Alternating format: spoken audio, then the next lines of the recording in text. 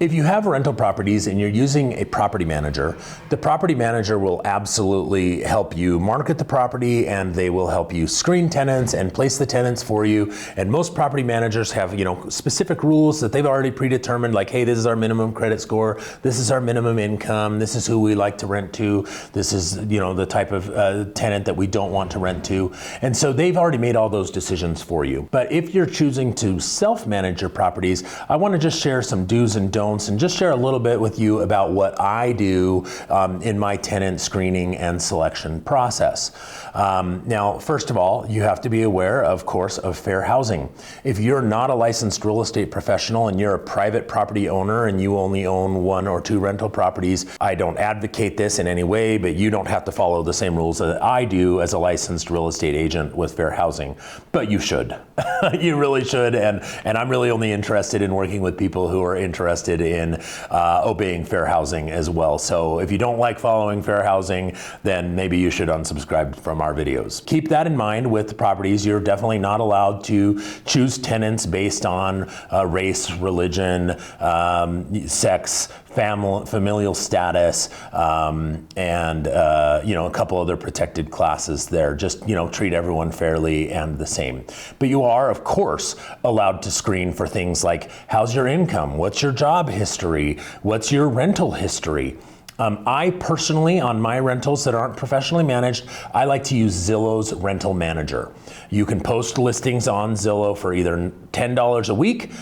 If you think you might need it on the market for longer than a week, then you can post it for $20 for like 3 months. So I usually go with the $20 option just in case it doesn't rent out in only 1 week. Through the Zillow Rental Manager, they are able to run a background check for me, run a credit check, and the tenant's even able to upload their paycheck stubs and everything through Zillow's rental application process.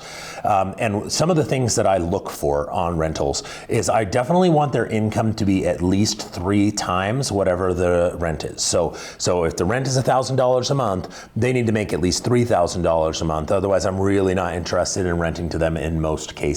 Another thing that I look for is their job history. I'm not a huge fan of renting to someone who has changed jobs a lot or who has changed jobs really recently, unless their recent job change was after being at their previous job for a long time. It's a red flag to me when I'm renting to someone and they've changed their job 3 or 4 times in the past 2 years. That's definitely a red flag.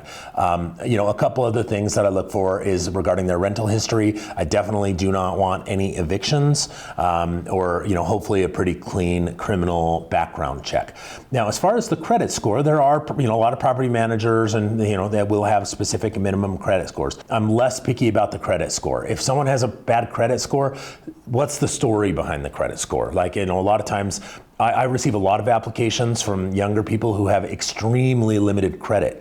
Their credit score is bad because they had one bad credit card or a couple of medical collections or whatever it was that they had on there. And then after that, they just decided credit was bad and never tried to establish good credit. And so that to me is not, I don't mind. I don't want to make my decision solely based on a lower credit score. I want to see what their credit report says, figure out why their credit score is low. But what I tell a lot of people is, I wouldn't be super excited about renting to someone with a 720 credit score. Why? Well, I'm sure they're going to make their payments on time, and that's the nice part. But the downside is I'm worried that person is probably only going to stay for a year. They're just getting to know the area, and then they plan on buying a house. I don't like renting to people who are likely only going to stay for a year. You don't always know, but ideally, if I can rent to someone who I think is going to stay in the house for 4 or 5 years, that is what I would much rather have, rather than turning over the tenant and dealing with vacancy all the time. So that is much more important to me than the credit score. So those are a couple of things that I look for as far as screening tenants and choosing who I want to rent the properties to. I hope you found this information helpful.